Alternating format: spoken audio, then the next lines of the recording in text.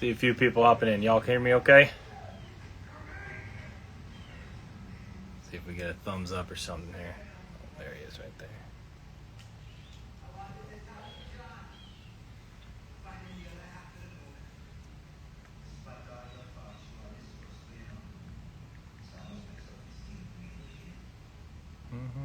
Awesome, awesome. Can y'all hear my wife watching Outer Banks in the background?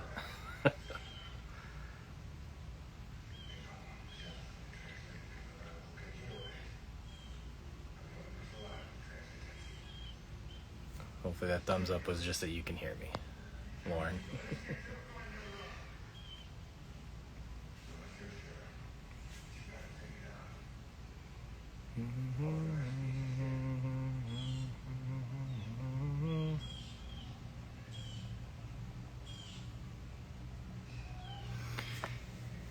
Oh, boy, was it a hot one today, let me tell you. We had, I think it was our third practice today for travel ball. And like 30 minutes in, we're like, we're going to only do an hour practice today. Because that was a hot one today, that's for sure. Oh, looks like Adriel hopped in. What's up, Adriel?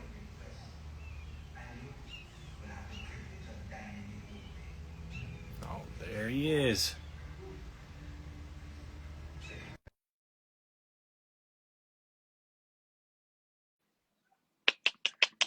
Let's see.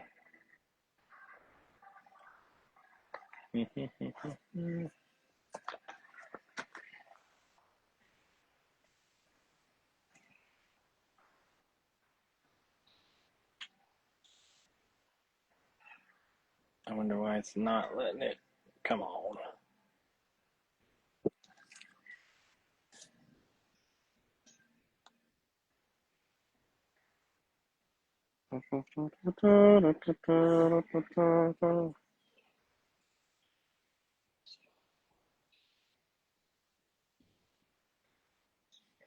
Why is it not letting them in?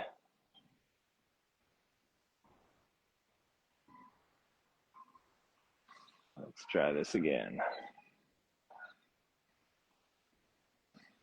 There we go. Uh-oh.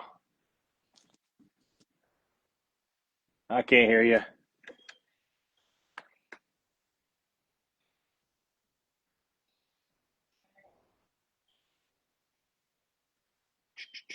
I don't got you. I know I did a test on mine. They said they could hear me. Oh, let's see here.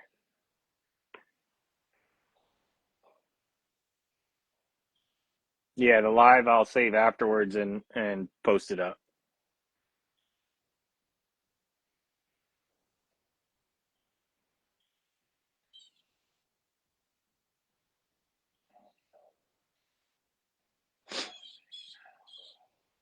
Yeah, we're gonna switch where he's on top. Oh, nope, that's not what that did. I know there's a way to switch it. I'm gonna try again here, folks. Let's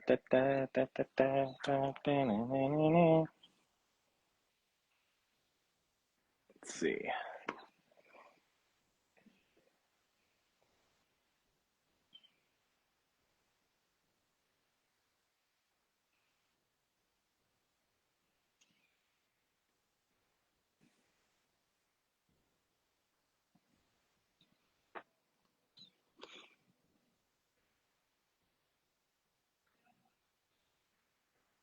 Let's try this again.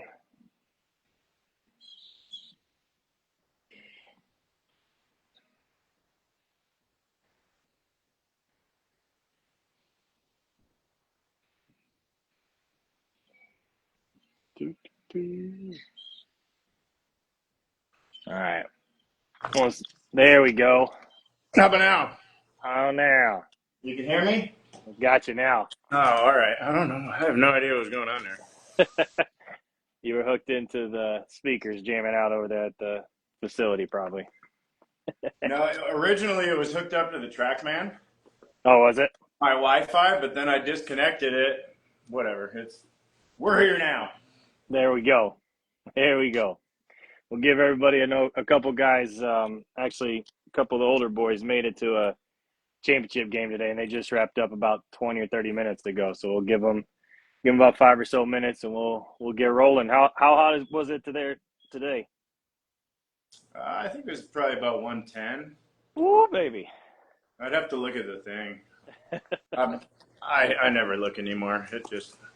About the same out here.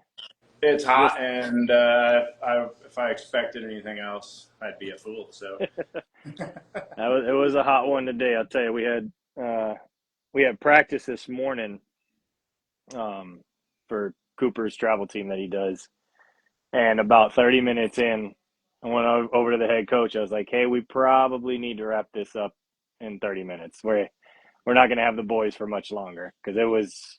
it was a scorcher." Royal Princess Motorsports says, "Where is Zinger at? I am at Prime Reaction here, Arizona, Phoenix, Arizona." Well, actually, while we get into it, John, why don't you tell a little bit about your story, kind of how you came into the game of baseball and kind of what you're doing now, and we'll get this thing rolling. So I'm originally from a small town around Grand Rapids, Michigan, and grew up kind of small town. Played a little bit of what was called Pony League, and never played Little League or any of the other stuff. But we just living where we lived. We played a lot of wiffle ball, a lot of backyard stuff. I think my first organized. We talk about travel ball all the time, right? And it's like Mm, back when travel ball, if you will, started. It was invite only, yep, and also it was like very high level, if you will, versus now I think that's you see it all across the board where it's like you might see a few good teams, but you might see some teams too that just literally get run ruled every time. And absolutely. I'm not sure yeah, what it was up long there, story but here short, it was yeah, American Legion. It was the big American thing Legion. here. Yeah, Okay, yeah. and that was similar to what you're saying. It was definitely invite only. There was no open tryout or anything like that. So I No, and I mean, I I can think too, relate even like the stuff that we did have being in Michigan, it was such a short time of the year that we actually did it because of weather, right. and it was like we played fall baseball for development, and then we played summer that was competitive. Other than that, it was a lot of training, or it was I played football one year. I know I played basketball up until my freshman year of high school. So Oh, nice. yeah, That basketball was actually my first love. was it. Yeah, but but yeah. So So then now, I were played. you as tall as you are now? Were you always like one of the No, taller kids? Were no. you In fact, power I forward got or? cut as a freshman because I grew. I was a point guard. I was like a one or a two, and Oh, then I okay, grew like 5 or 6 inches. They wanted me to be a 4 or 5, and I got cut. It was kind of funny, but it was maybe just a blessing in disguise, looking back. for sure, for sure.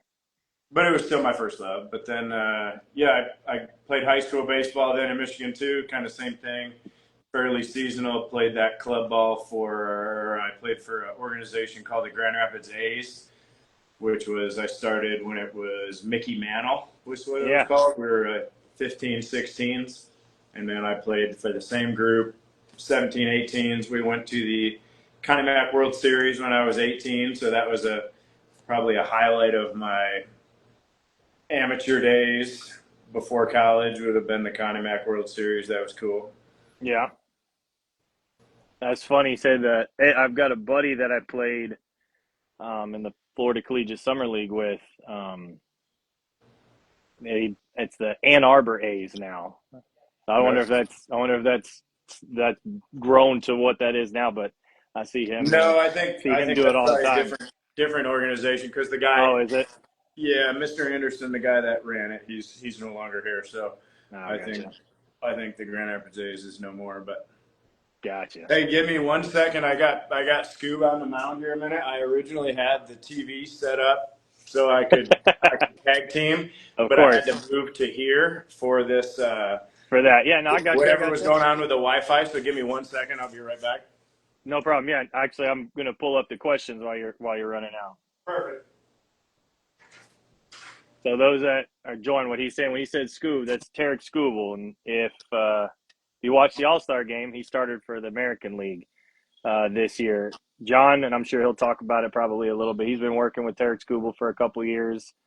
I'm not even going to try and name the list of big leaguers that he worked with, but I know and Matthew Liberatore is a big name that he works with. He's worked with him since he was like 11, I think, is how long he's had Libby. And now he's like 3, 4 in the rotation for the Cardinals. Works with Josh Hader, the closer of the Astros. Trevor McGill, he's like a closer setup guy. I think he's a straight up closer now for the Brewers. Um, Man, I know he worked with Edwin Jackson. For those that I remember him pitching, I think he still holds. Does Ejac still hold the record for most teams, like most jerseys ever assembled, basically of teams he's played Yeah, for? he's a beauty too. I just saw him at the All-Star game. We I saw that. I saw we y'all just hung posted out at that. the All-Star game. Yeah, That's apparently this game's blacked out on my thing, so in a minute I awesome. may have to take myself out to the weight room again. But Go the for it, internet man. should work there too, so I think Yeah, now that no, no. should be good. So Well, apparently Manfred says that there's after this year there's going to be no more blackouts. So we'll see if he oh, holds really? it. Is that the word? That would be great. He was on the Pat McAfee show on Monday or Tuesday night. I forget which night, or Monday or Tuesday, and they actually talked about it. So, I wonder how they're going to take care of that. That'll be great, though. yeah, that'd be awesome. No need for it anymore. But yeah, you left off. You said you played high school ball, and then Okay, yeah. So then I I played my know where you college. went to college, but go ahead and Yeah, I tell played my everybody where you college went. baseball at Michigan State. Let's see, 1999 till 2002. After that, I was an undrafted free agent. Went and played independent baseball for the Kalamazoo Kings. And then let's see, after that, I played for parts of 13 years independent baseball, affiliated baseball. I played, let's see, I had a couple spring trainings with the Brewers and the Rockies. And then, yeah, I guess one of the things I had, like, I either tied or I broke a record for the longest away from affiliated ball signed back into affiliated ball. So it was like however many years, Yeah, or something like that. But I remember when the article came out when you did. I forget the number, but yeah, I I do had no remember they idea. mentioned it. Anybody that knows me, I have no idea what time or day it is usually. So it's just part of Yep. being present, being where my feet are at. But at the same time, it's like it goes by so quick as a whether I think back to high school or college or even my pro days, it feels like yesterday in a lot of ways, but then in other ways it feels like a lifetime ago. So, but obviously I'm still in the game on a daily basis, so that I feel like there's a certain fountain of youth involved in that. Absolutely. Absolutely. Now, because obviously one question I got about 3 or 4 different times from different people, because it kind of syncs up with kind of where you're going chronologically with your background in your career is how did you and I meet? Oh, how Um, did you and I meet? Yeah, let's hear yeah, it. Let's hear it. When did you and I meet? you and I met. I believe it was the end of '08, and Okay. I was fortunate enough that I only got to do a couple sessions with him with a guy by the name of Joe Fletcher. All of us called him Coach Fletch. Hold on. Um, and he was again. I didn't get to know him, John, like how you did. And I had found Coach Fletcher through the 90 mile per hour club. Oh, let's go. All right. He's a gem. And oh yeah, and so I learned about it through Paul. I bought all the DVDs, did all of that fun stuff. Um, and John was highlighted a lot in those videos, but I never reached out to John. I reached out to Joe because I was playing in Wisconsin at the time, and Joe was in Gary, Indiana. And so whenever, what's up, Kobe? Kobe today just hit a bomb. Let's go home, girl. 3-1 bomb today. So put his team up. That was big. You should have seen him cheesing. I'll have to show you the picture when you're here on Friday. Homie was cheesing. Um, so, anyways, I got in touch with Joe. I couldn't even tell you how I found his information. I'm sure maybe at that time Paul just put it on everything. Like, Yeah, oh, you can talk to this guy. Fletcher's Pen it was called. Yeah, it was called Yeah, Fletcher's Fletch's Pen, right? pen. I still have the stuff in my drawer in my desk over there. Nice, yeah. We had Still that have some of the old school DVD stuff. from 2006, yeah. Heck yeah. And Back when the old stuff was new, we call it. yeah. And so probably about 3 or 4 months into Joe and I working together, unfortunately he passed. And I had left a voice message because he told me to call him in between my outings when I was in Florida. And I had left him 1 or 2 voicemails, and then Joe's brother actually reached out to me. Mm. And it said, hey, let me know what had happened. And he had said that he was going to pass on my phone number and everything to you. And then you called me, and the rest is history. I've been out to Arizona. I think I went out twice. You and I worked together, worked with Matt Hammond for 1 week. Yeah, that's a beauty right there. The hammer, man. That Yeah, we curveball love was the ham bone. nasty. He's Uncle Hambone around our house, but Well, yeah, no, that's yeah. true. So yeah, that's how you and I met. Again, I know your days and time frames are crazy, so it may have felt like eons ago, or may have felt like yesterday. I'm not sure, but Well, I think it's usually a little bit of both. It just kind of depends on, you know, whatever time absolutely. is the grand illusion. So now, are you? I know you're at the facility right now. Tell me a little bit about the facility. We haven't had a chance to really talk about the new facility you got rolling. Yeah, so facility here in Avondale. I can walk you through here in a minute, Yeah, but let's check it out. Y'all need to see if y'all haven't checked out this facility on Instagram or seen it anywhere. it's pretty sweet. We got Holy cold cow, this plunge thing is cold sweet. plunge right here. Got a bunch of stuff actually up here in the office. That's cool, but we have just kind of walk you through here. We have these reaction boards, These things are sweet. which is like the floor moving, so it really Right. teaches a lot to your CNS, central nervous system, a lot of stuff going on. We have a new thing that we're a part of with BFR work with a throwing program with Tyler White out of St. Louis. Yeah, But I just got done I doing saw that. I just got done doing 80 throws for my second day in, so it was pretty fun. But here Nice. I had the radar gun set up here, Oh boy. doing most of the stuff on the close net. But Right. yeah, so this is kind of like the pitching area. We had a pitching camp this morning with some young guns, and then we have some hitting cages over here, That all black looks so cool. That and looks so sick. it all opens up. So we can do infield stuff, or we can do hitting stuff, or we can do live at bats, or there's a variety of fun activities we can do. Yeah. Lots of room for play. I got the hit tracks for measuring some stuff. We got over here. We got Ethan right here. What's up, Ethan? Yo, yo. Ethan's in town from California. I would say, is that Getting there working. jet lag? And Yeah, then that's his what's his name? dad. Yeah, that's Yeah, his that's his dad, right? dad. Yeah, yeah, Yeah. yeah. So this is a really cool. This is one of the boards moving, going, but we're doing it. You can see with the slant boards. So really like working with the slant You boards posted and that the other day, and I especially was on like, here. boy, another way of grounding, that's for sure. Yeah, well, and it just like if you're watching it, you can see a lot of the little things fire, like Yeah, a lot of the connective stuff and a lot of the stuff that's sometimes hard to target. right. So your body's different when it's reacting to these, especially these boards. But we also there's a treadmill over here that's one of the boards basically with a treadmill. Holy cow. I didn't see that one. But That's, this thing is dang. awesome. Yeah, you can run in a circle. You could take corners. You could take it like a hiking trail. It goes up, it goes down. It does what the board does, but even more with the treadmill option. That's sick. So sick. State of the art So stuff. yeah, and then you got the Proteus here. I've really grown to love this thing. Yeah, I saw Libby This posted thing, something on that, and I was trying to figure out what that thing was. That yeah, thing's this thing's awesome. yeah, And then yeah, you got the squat racks and all the dumbbells and fun stuff. We've got a little player lounge. I'll walk you up here. and you Yep, guys got a player lounge set up?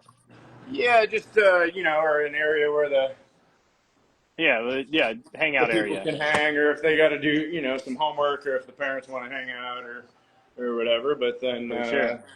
yeah, we got good old primary action here, baby. We're partying. Yeah, that a baby. That's Yep. awesome, man. Yep. Here's a few of the guys that have been into Fuel Factory over the years, and a few of these guys have already been in here too since we moved over here. So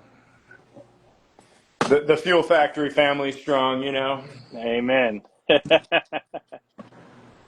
Yeah, we got King Scoob going to be on the mound here in just a few minutes. Just a few. Yeah, I just got the Maybe alert. away team. I think Ethan's getting a little post workout in here, so you can see he's looks like he was probably doing his goblet squats that he's got today on the board. So yeah, That's and then awesome. we got a little outside area here too when we want to spread out and get outside. Kind of an Oh, overcast so day today, so it's pretty nice. Pretty nice little day out it's here. kind of a rarity right now at this time, isn't it for y'all? Or no? Not Oh it's not yeah, I mean monsoon season yet. that's why you can see we got the doors open. Well, Yeah. it is technically monsoon season Oh, right it now. is. Oh, I thought that was until like August, September No, time. I Like think they made close. it longer now or something. Whatever. Oh, did they? Who knows? But Probably whoever runs they along are, with our hurricane season now. whatever day it is. Right, right, right. Yes, Well, sir. so gonna go through a couple of the questions here. I got iPad out, so I'm gonna be looking down here on a couple of them. Um, one, one. We can start off with the easy one. Favorite baseball movie? I got asked that by about three different Oh people boy. also. And again, that's always too tough. Well, I But mean, I like a lot of them, and it kind of just depends on the mood. right. If you said favorite, I mean probably Major League, but at the same time, I mean it's like Sandlot's amazing, obviously, Always. and The Natural is always, even though I'm a right-handed thrower, The Natural is awesome. No, The Natural is definitely a classic. You can never go wrong, obviously, with Field of Dreams. No, of course, of course. I Always just, like, Charlie. The reason I say Major League would be, Charlie Sheen's role in that movie, especially. But. heck yeah. That's I'm excited now. Cooper's will be 9 here next month, and excited now. He's kind of getting that age where we can kind of show him some of those. So Yep. definitely excited for that. Bull Durham, always a classic one. Oh yeah, I got to probably be a little older for that one, then boys. Yeah, that But one yeah, for sure. yeah. That one for sure. But as the boys get older, that's definitely always a good one. Um, Now, when you were playing, I got one here. When you were playing, what was your favorite pitch to throw? I mean, I was a sinker slider guy, so that's a hard question. Early in my career, I would say it was sinker because I really just pounded sinkers. Later in my career, I got a lot of swings and misses on the slider. We got one pitch, one out here today, boys. Let's go. But then later in my career, when I started again, I played for parts of 13 years, so it's like I had different chapters. But at the end, it was the changeup was my favorite because the swing and miss effect. It's funny you say sinker because in 2010, it was right after I graduated college. I came out and saw you for about a week in the summer, and or no, it was after that because you were playing for Rockford that summer, and then Okay. so it was after that, and you were showing me a sinker. I never really threw that, and you started showing me that. And when I played in independent ball, man, I lived off of that sinker. So for me, it would be sinker, and again, it was something you. Well, the I'm double play is your best friend, right? So I mean, that's why sometimes I think of that. It's not just the whiff pitch, but it is fun to get the whiffs. I mean, oh yeah. it's always fun to throw the high cheese by somebody too, though. I mean, For me, it was breaking bats. yeah, I love breaking bad. Guys started calling me termite when I was playing because I'd run it in all day. Let me shatter bats. Yeah, the freak calls me the termite yeti. So Let's see. We got that one. So one kid says, I'm an incoming freshman. What's the best way that I can set myself up for recruitment? incoming freshman to college. Incoming freshman into high school, he is. Oh, into high school. Yeah, he's coming into high school, and this to me is a This is a great fun question. topic. Well, I Huh? mean, I think first of all, that's the last thing you should be thinking about at that age. I think the Bingo. number one thing you should be thinking about those early years is your development. I think you got to practice more than you play. I think you got to get in the weight room. You got to make sure you're eating, you're sleeping, you're doing the things that are gonna level you up, Absolutely. or increase your, because at that age, it's not just about games, or it's not about. I mean, how many guys do you see that commit early that uncommit later, or they transfer out? Especially now with the transfer portal, Oh man, there's no necessarily advantage to signing early, minus the handful of guys that it happens with or whatever. But I think your development should be the key. Would be the final answer there. absolutely. That's my biggest debate, if you will, with my guys that are throwing. What was my velo there? What do you think my velo was there? I'm like, hey, we don't need to be chasing velo. So it's like, hey, we need to be consistent. We need to learn how to throw strikes. You're at 43% strikes that last outing. Who cares if you were throwing at 95? You didn't get any outs. Yeah, and is it So easy velo, or are you having to really maximize, or oh push yeah, push past limits of I always like for showing that efficiency? video. I can't think of the guy's name. The He was at the Fuel Factory, the 108 performance guy. Why can't I think of his name? Probably Eugene Bleecker or Will Eugene. Marshall. No, it was Eugene, and he was working with a guy and was talking about see how easy you could throw. I think he Oh said yeah, 80, 80, that was 80 Cam something. Hill. Yeah, that was Cam Oh, Hill. was that Cam Hill? Oh, He's I didn't nasty. realize that. Yeah, so that was Cam Hill, but when Bleak was there, that was a good day, and I think we talk to guys like about that all the time. But the idea is instead of chasing the next number with effort, it's how easy can you hit that. Let's say it's 80 miles an hour today for you, and how easy can you hit 80 versus how much harder can you try to throw 81? Because that's when you start to see the I love that. the I climb love and the that. efficiency. Oh yeah, absolutely. Now I know, obviously every day is for me um, is memorable when I get to watch guys play. Like, I got to see Kobe run into one today. Um, but when someone asked most memorable moment watching one of your players that you've helped develop. Oh man. Yeah, I kind of figured this would be a tough one, but kind of a fun one because I figured you'd probably name a couple different. Well, I mean, there's so many different instances. I would say if I was to go way back, it was like Matthew Liberatore won the MVP of the Under Armour All American Oh game yeah, that's at right. Wrigley At Field. Wrigley, that's At right. Wrigley, yeah, and it was a really cool moment. I mean, guys getting drafted. Like, I remember I was driving in the middle of Colorado and I had no phone signal, and I got a call from the New York Yankees from the draft room with Brock Selvage, and somehow I had no signal, but then I had a signal, and it was just like a strange, but I just said it was a God thing, but I was like, man, that was wild. But that Yeah. one gives me goosebumps, and then obviously, I mean, you've seen the year Scoop had last year, winning the Triple Crown and with the Cy Young, and there's like literally, I mean, those games are fun to watch. I got to go to Bo Brisky's debut, and I actually saw Bo start the game after Scoop. So Scoop pitched the first game, and Miguel Cabrera got his 3,000th hit, and Scoob got the win and had Jeez. a good day. And then I got to watch Bo's debut from the front row. That was really that one's always going to be in my highlight reel too. I remember when James Hoyt won. He was on the roster with the Astros James when they Hoyt, won the World man. Series. Yeah, Yeah, I forgot you worked with the him Hoyt too. beef.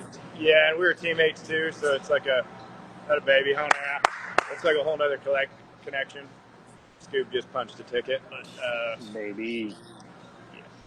That's yeah. So I awesome. mean, I've got to go to the All-Star game the last 2 years, so watching guys, you know, McGill and Hader didn't get to throw. Got to see him a little bit one day, but then getting to see Scoob and hang with Scoob. Always, obviously the All-Star game is just a different scenario. But I love it. I've always loved the All-Star game since I was a kid. I that's The I'm home run derby, the All-Star game, the different, sometimes the crazy jerseys, other hmm times just the standard. I like the variety, and it's just always been something that's It's always cool to me very too, cool to like me. seeing guys talk in the dugouts, and I'm sure, especially with the high level of guys you're getting the I'm gonna chance to go up work front with. because Ethan's making some good noise right here in a minute, which is Oh, good. cool. Well, actually, there's a question there about what are someone asking about some drills, so maybe you can show a couple there, before you get rolling with Ethan. I don't Well, want to so take I up mean, too much of your time. I'll put him on for a second, but Oh, there you go. he threw a bullpen earlier, but he's just working on X, Y, and Z here. The X axis, the Y axis, the Z axis of his med ball throw. But you can see he's got the board moving behind him. Oh yeah, sick man. And That's he threw a awesome. bullpen earlier today, so he's probably feeling out some of his feels. Kind of obviously something that we teach is ownership. So I mean, there is obviously coaching that's involved, but at the same time, we want to teach them to be their own best coach. So, with that in mind, after he finishes his bullpen, he's going through and he's feeling out some intuitive type drills that he can do. And in this day and age of stealing, content and credit or whatnot, I tell my guys, I see a few of them are still in there. I tell them I stole that. I'd say that all the time. Be your own best coach. I'm here to help you learn to be your own best coach. I tell them all the time that I stole it from you. So I'm gonna Well, I think that's what good always, coaches always do. say Is that. we pass things on, right? It's like Exactly. the idea that anybody invented the fastball or that anybody thinks they really invented a whole lot. I mean, to me, I say there's nothing new under the sun. And yes, we can learn how to communicate better, but the day that we start acting like, you invented the squat or the fastball or the lunge, then to me, that's just too ego driven. And for me, my mission is the athlete. So Love that. anybody that's like that, I like to kind of stay away from. I'm gonna be stealing that too. Oh yeah. Well, I mean, I think a lot of stuff's passed on, right? And it's like there are some things that maybe are, let's say, pro tips or secrets, right, that the top guys have. But honestly, a lot of the best guys that I've ever had, and you've seen a lot of them, they're some of the best in the world. They've simplified it. It's not something that they've made harder or more complicated, or it's just they actually follow through with the execution, and they are very consistent with the way they do things. If you ever watch Scoob go through a workout or you see the stuff he does off the field, you'd see why he is the way he is on the field, because Mm. the way you do anything is the way you do everything. So with what he's doing in the weight room, it shows up on the field because the game knows, right? So it's like a lot of Oh times yeah.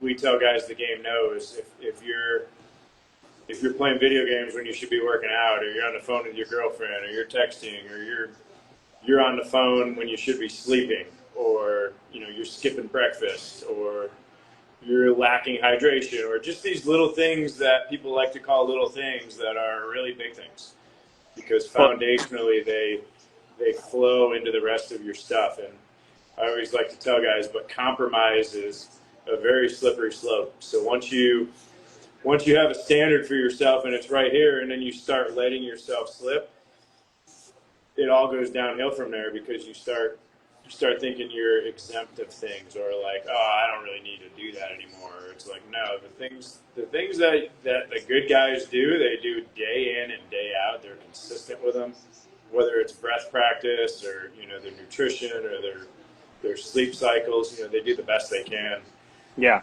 away from the field, not just on the field. Well, it's kind of funny that you were talking about that. I got a couple questions that had come in, and one of them says, "Are these advanced training methods necessary today?" And before you answer that, I'm gonna throw back to the 90 mile per hour club days. This man here is on video.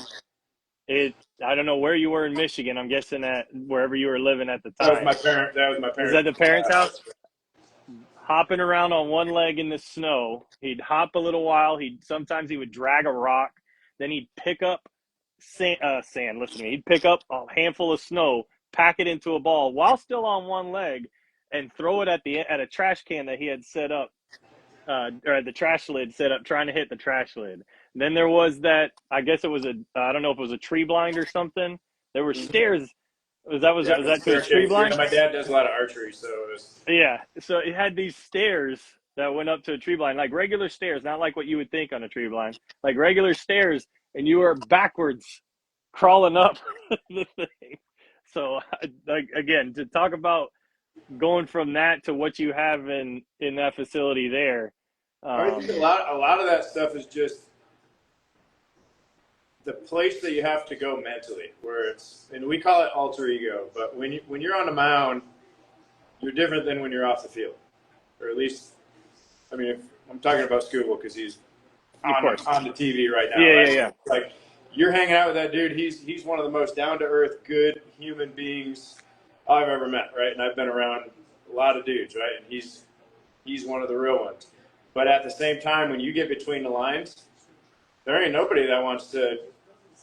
I mean, Mm-hmm. guys love to match up with him, right? But it's like guys aren't in their dreams about facing what he's bringing, No. right? But he goes to a different place, and it's funny because the announcers actually said it one time, but I always like to say you're 10 feet tall and bulletproof. You're a fire breathing dragon.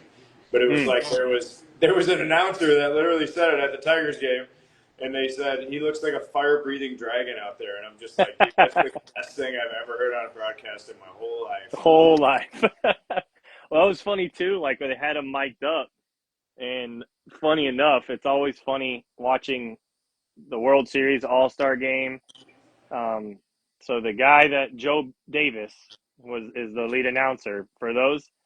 Him and I went to college together, and when I played football in college, we did the dual quarterback system. So like he would be for two series, I would be for two series. So it's funny to all like see him all the time, and then here he is talking to Scooble, which he doesn't know that I've got another buddy that works at That's school. So crazy. it's like always kind of crazy that you know how the world works, just how small the world is Oh, it is. sometimes. It is But so like small. it's funny because like some people were saying on there like, oh, he's not really talking. Some people were talking about Scoob not talking when he's mic'd up. I'm like, No yeah, shit. he's trying to strike people. He's trying to compete here.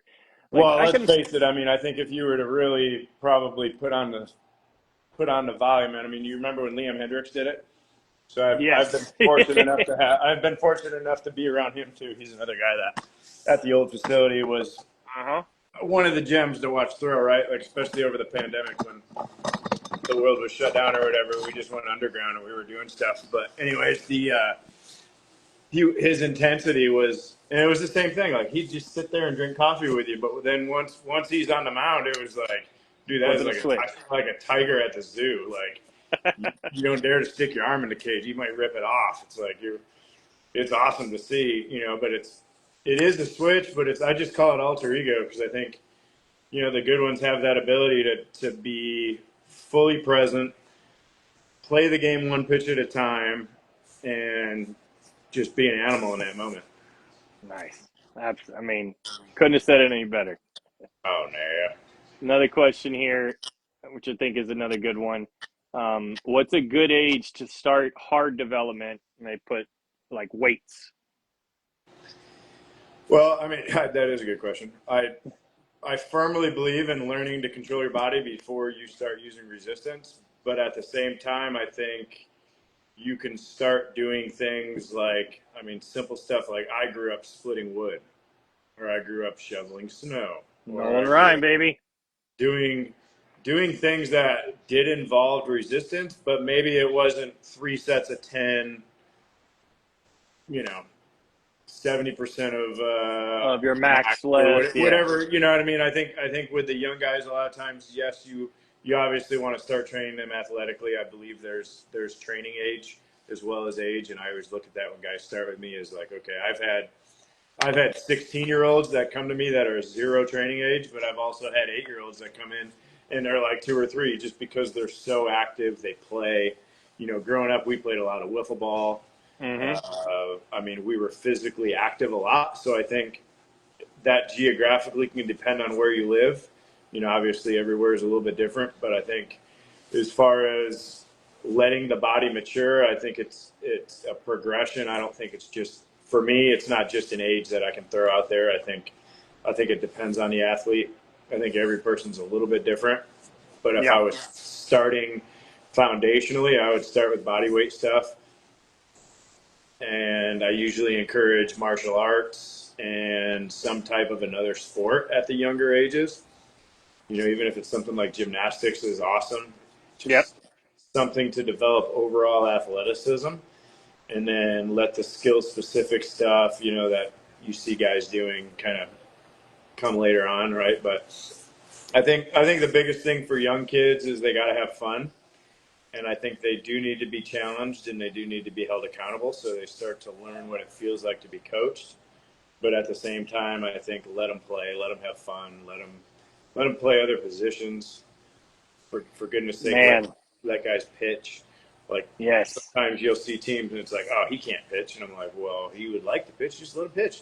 Like let him throw an inning, see what happens. Like sometimes, you know, we just got done doing a pitching camp today, and it was like we were talking about a couple kids afterwards, where it was like you saw him do the drill work, you saw him do the exercises, and you're like, but then you'd see him get on the mound, and all of a sudden it was like, whoa, that Yeah. kid's pretty good. You know, Mm-hmm. it shows you where their deficiencies are, but also at the same time it shows you it's like sometimes you just have guys that can get up there and get it done. You know, and they're good. But I mean, in pro ball we caught like a 5 o'clock hitter or a 7 o'clock hitter, right? Where it's like Yep. you'd see guys that were really good. You'd go watch BP, and you're like, holy cow, who's this guy? And then you'd get in the game, and the lights come on, and it was just whiff, whiff, whiff, whiff. Or you'd see guys in the bullpen that are like, holy cow, this looks like Nolan Ryan or something. And then all of a sudden, you get in the game, and they can't throw a strike. Or you get the guy that, like you're talking about, he's all over the place in the pen, Yep. and then he goes in the game, and it's just whiff, whiff, whiff, whiff. Yeah. Yeah. Dotted, dotted, Baseball's a dotted, funny game dotted. like that, right? And it's ultimately where it comes down to. It's like when we're training guys, is what are we looking to do? Are we looking, like you said earlier, are we looking to have just guys that can throw a ball through a wall and see how hard they can throw it, or are we actually teaching guys to pitch, like to read swings, to feel their throw versus just balls to the wall, hair on fire all the time? I do think you have to push the body, but at the same time, there's a feel threshold in there. So what do you talk to your guys about, right? Obviously, we're talking about the development stuff, right? Obviously, there's times where the training, everything is stacking up and you're feeling everything. Oh, yeah, I felt that. Oh, yeah, look at that. And then there's obviously those ebbs and flows that we have in training where, I didn't feel like I did anything today. I didn't feel like I got any better because we don't see those, those big changes that we may have saw at the beginning. What do you talk to your guys about when, when they're kind of going through the growing pains of training? I think that's a good point, but I think also a lot of times the hard part is your really good reps, you feel less, right? Where it's like you ask a guy that hits a home run, what do they feel? They felt nothing, right? Guy threw a good throw, you ask him, hey, what'd you feel? I wonder if Kobe would They're say like that if he's nothing. still in here. So it's like I call it a knife through warm butter, right? So it's like we've all been, I like whatever. that. I'm just thinking in my brain, Thanksgiving dinner, I'm sitting down, the butter's kind of melted. I take the knife and it just falls right through there, right? There's no friction, there's no nothing. That's a good throw, is like a knife through warm butter. But you feel nothing. versus when you're off, you feel, dragging, or you feel tension, or you felt tight, or you felt pain, or whatever you felt. It's easy to feel that, but sometimes it's hard to feel the good rep. And I think that that's something that, allowing guys to identify kind of that buffer zone, so they're making the adjustment. But then I think the other part is you talk to them about, to me, there's nothing more that I'm looking to add to an athlete. I look at this more like when Michelangelo carved the statue of David. He added nothing to it. He came in and he chiseled away that which was not Mm, that, and he sandpapered away that which was not that. And it's a lot of times what we say is elimination, right? And it's addition by subtraction, where we're yes. getting rid of things. We're getting rid of old ways of thinking. We're getting rid of old ways that maybe we used to eat, or we're attached to our phone and we don't go to bed on time. Little things, once again, that aren't little things, right? Lifestyle things. But then on the field too, it's the same thing. Like, what do you think about in training? What do you think about? Can you connect to the silver lining of what's happening, or are you automatically, your outlook is shifted towards the negative? Because if that's you, you're going to only last a short time in this game. If you can learn to see the good, even in the struggle, and if you can learn to find the progress in the failure, we call it failing forward. But if you can fail Yes. forward, You say it. I that's say even that one more. all the time. So, like, to get back to your question with the training, I think we got to encourage them because it is hard, but then at the same time, it's allowing them to have free space to have good days and bad days, to have good reps and bad reps, to have ways to. We use a scale of 1 to 10. So like Okay. one is the worst, 10 is the best. After a throw, it might be, hey, rate it. That's a 6. But then sometimes they'll try to like describe to me why, and I'm like, no, no, no, no, no. The 6 is the simplification of the whole thing, right? I Other like that. times I might ask, what did you feel? What did you feel? I'm trying to see, were you early? Were you late? Were you on time?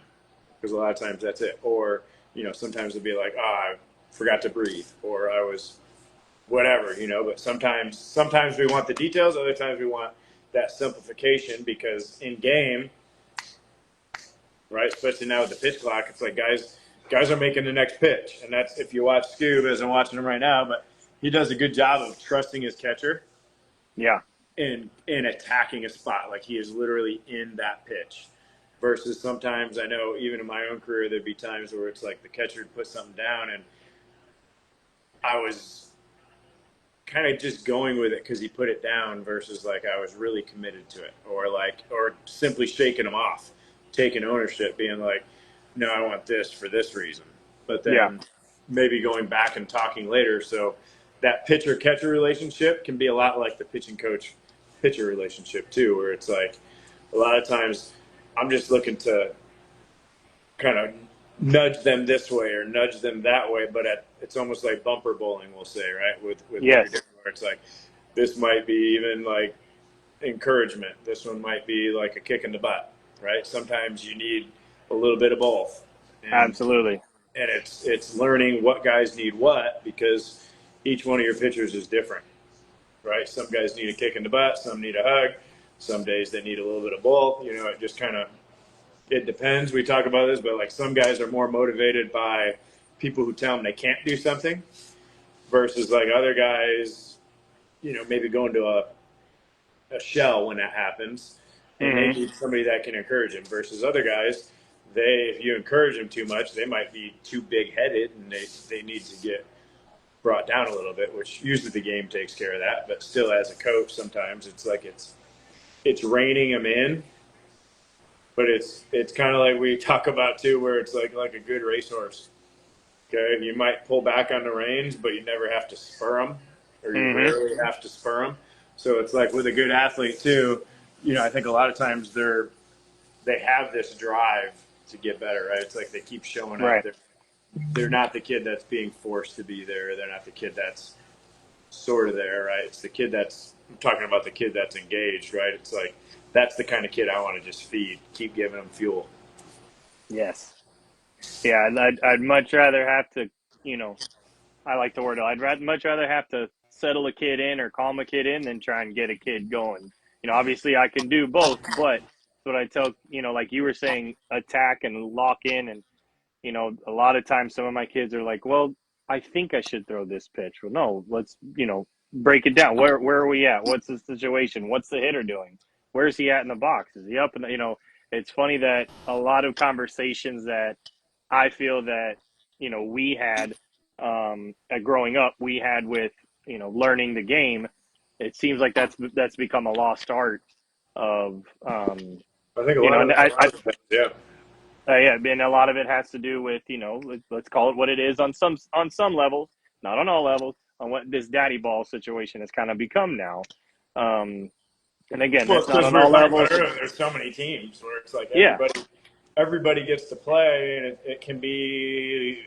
I mean, you could call it pay to play, a right? pay Where to it's play. There you go. pay to That's a play, better way where to it's word it. like when we were coming up, it was invite only, and not only was it invite only, but it was like subject to, hey, we're bringing in somebody else, and Yeah, hey, you didn't bye do bye. you haven't been doing great. See you later. We had to get Yeah, somebody we in. shifted kind of like even especially you get to pro ball, it starts to turn into that, and That yeah, was that was yeah. that But was I a think fun thing to with learn. the kids too. I think the way I look at it, that's another way to kind of describe it, and people can probably connect to. But the idea of teaching a man to fish versus giving a man a fish. So it's like Hmm. as a coach, it's very easy, especially with somebody that knows what they're looking at. Like I could sit back and I could fix kids and I could make them like good today.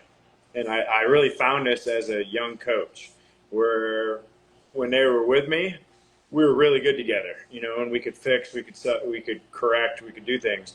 But then they'd go off to the games and they'd struggle. And like you could see such a big difference between what they did in the game versus what they did in the practice. And then once I started coaching a little different, where it was more asking them questions, giving them ownership versus just giving them the answers, it started turning into now they were having the success in the games, but they were struggling in the practice when I was there to kind of watch. So it was allowing us to kind of use the struggle of the failure of, how hard the activity is to get them better for the game. So it's like if I could make practice harder, the game got easier. So then to kind of get back to the idea is if I teach you how to fish, now tomorrow you can feed yourself. Hmm. Versus if I just give you a fish, now you're looking for me, and you see it in camp sometimes. We talked about it here today, but sometimes, especially kids start to hear some feedback and they throw a ball and they're looking at you to see if it was a good throw. Or they're waiting for you to say, hey, good job, or here's how you fix it. And in the long run, we're doing them a disservice if we keep giving them the answer. Obviously, at the beginning, we need to start to kind of give them the idea, but then it's like, you got to learn how to bait your hook. You got to learn Hmm. now you got to learn how to tie a hook on. Oh, what if you need to put new line on your reel? Or it's like, those are all the kind of things that we can equip guys for if we let them struggle more in practice. So we get the chance to teach them how to make the adjustment. That way, when they're in the game, they know how to do it. So that's kind of the idea of teach a man to fish. And I mean, I think that's kind of great. So the last question I wanted to ask, because I know I've got a few parents that are on here. I think someone asked it on the questions here, and obviously it was a question that I got asked on Instagram. I think it's a good question to kind of put a nice little bow on this live today. We'll have to do it again. Like I said, a couple kids that are playing have said, when will he be on? I said, well, you'll see him this weekend. Again, if you haven't had a chance to register. We're doing a pitching camp. Coach Zinger's going to be there. You definitely don't want to miss it. It's this weekend, the 26th and the 27th. All the information's on Instagram on both of ours. Again, don't hesitate to reach out if you got any questions. But to kind of wrap it up, because again, I know you got some guys you're working with this afternoon. What are some advice to parents? You kind of, to me, without really addressing it, without me asking the question, you kind of answered it already. Is teaching him to fish. Don't give him the fish. But what are some advice to parents that you have out there of helping their kids along the way on this journey of trying to become the best player that they can be. I mean, I think probably the hardest part, because I'm a parent, it's it's I'm hard to see your I'm kids taking struggle notes right sometimes, now, right? so Yeah, so I mean, I think it's hard to see your kids struggle sometimes. So with a normal lens, it's like you want to be the problem solver for them. But hmm in the long run, it's really the same thing, like you just said, is it's the same as teaching them to fish, right? Where, for instance, my kids are 14 and 15 now, right? And man, they've learned how to cook. They've learned how to clean. I mean, they know how to take care of themselves almost out of necessity because my wife's a travel agent, so she's gone sometimes for weeks at a time. I'm coaching a lot, so it's like there's times where they've had to learn, and they're pretty dang good at it. And I think it's the same thing with, you know, with baseball, for example, is they can get pretty dang good at making their adjustments and feeling things out. Sometimes it's like, we'll hear, let's say I'm a parent and I hear coach tell them a cue, and then I try to tell them the cue. But I think the problem there is, especially if you're dealing with a coach like myself or somebody that maybe has some experience, right? Like you, like Doug that I work with here, like hmm there's a lot of things that good coaches will wait to say, or they might say it in that moment to fix something in that moment, but it was maybe something a little more this way than this way. It's like that nudge. It's like I'm nudging them this yeah, way. I want them actually right here in the middle, but I had to nudge them here because they were over here. So it allows them kind of to make that shift. But I think the same thing as the ownership, where it's like instead of telling them what to do again, maybe ask them, hey, what did coach say? Or hey, what was this? Allow them to kind of be the corrector of themselves.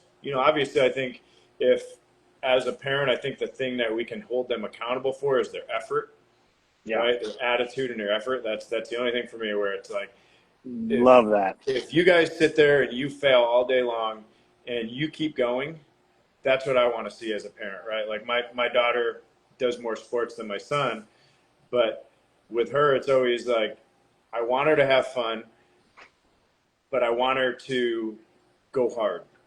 Where it's Right. like, I'd rather see you fail because you're going hard than sitting back and kind of being a spectator or whatever. So, I think if we encourage effort, we encourage good attitude, and then from there, just maybe ask more questions versus trying to give them the answer that you heard somebody else give them. I just see that a lot where it's like I'm here and it's like I see dad, hey, remember this? And it's like, hmm maybe that worked in that moment, right? But it's like at Right. that time, that's not what little Joey needs. Little Joey needs to see you sitting there calm Hey, and maybe attaboy. going like this, or hmm or just being calm instead of you. Sometimes you get the pace. You've done this 20 years like me. You see a lot of different types of parents, right? But it's like Oh, you of might have course. the kind that pace, or you have the kind that kind of like to hide, or the kind that will just sit right there and yell, or hmm there's the different styles, right? And it's kind of funny, and it's a lot of times you can learn kind of what the kid needs based on what you see with that, but that'd be a whole other conversation here. Because it's like opposites. Sometimes they need the opposite exactly. of what they have in order to have that contrast, but also sometimes they just need the third party validation that it's like what mom and dad are saying is right. Yes. Right, a lot of times they're right, and but it's not about them being right in that moment. It's more about letting you be in that moment yourself, and maybe it's sucking, right? Like sometimes, and it's hard. Like I've had games after where like you see kids cry or and it's like everything's going to be okay, but at the same time, it's like sometimes that struggle is actually what's going to make them train harder. It's what's going to make hmm them, sometimes getting your butt kicked on the field is what you needed from the game in order to take something to the next level. Or I always say the bat's the best feedback, right? If I'm out there and I get lit today and guys are, I'm backing up bases all day and they're smashing it, I need to make an adjustment. This is not a game of perfection. This is a game of constant adjustment. And it's mm. sandpaper adjustments right? So I think Well, allowing your kids the free space to do that will help in the long run. Although I get it, it challenges the especially the male. We want to fix things. yep. Right? It's like we see problems, we want to fix them, and sometimes it's I'm like we have to just sit back and observe and like obviously if they keep failing with the same thing you can help, but it's like sometimes let them screw it up a few times. What's the worst thing that's going to happen? always tough. Always tough to let them fail, knowing that you would have been able to help them fix it. But like you said, that's we gotta let them screw up and let them learn how to come back and how to learn to fight adversity. Yeah, I I think mean you got to that's get knocked down in order to learn how to stand up. If you've never been knocked down, how are you going to get back up? Like I can can't. just tell you in my own career, both as a coach, as a player, there was a lot of struggle, right? And it was not just what would you say, like rings and trophies, right? It's like Mm-mm. there was. I've been released. I've been released multiple times. I've had an injury, right? I had a temper tantrum and blew up a wall and missed 2 years because I broke my elbow, right? There's certain things that we learn from, sometimes harder than others, but I think that those are the things that turn us into what we are now. Looking back, it's like all that adversity turned me into who I am now. So I'm thankful for it. Absolutely. Absolutely. Well, man, I'm thankful for you for joining us today. Like I said, I wanted to keep it at an hour, so I'm glad I hit it. I know there are times I can get to be a chatty Cathy, so I'm glad I kept it in check tonight. But if you guys aren't following Zinger, which I'm sure a lot of you are, please go check him out. Check out everything that he has with Fuel Factory. This dude's a wealth of knowledge. I can't wait to have him. I'm going to get to have him for at least a night to myself where I can pick his brain. But be sure to come out to the pitching camp this weekend, this Saturday, Sunday. Again, you can go on to Instagram on any headphones dying. You can Oh, go. no. It's probably going to sound a little different here, but you can go on Instagram, either mine or his, and you can register if you haven't yet. And man, can't wait to see you Friday again. I can't wait for you to meet the guys on Saturday, man. Yeah, I'm excited too, brother. All right, brother. You have yourself a good night, man. All right, peace. See you, bro.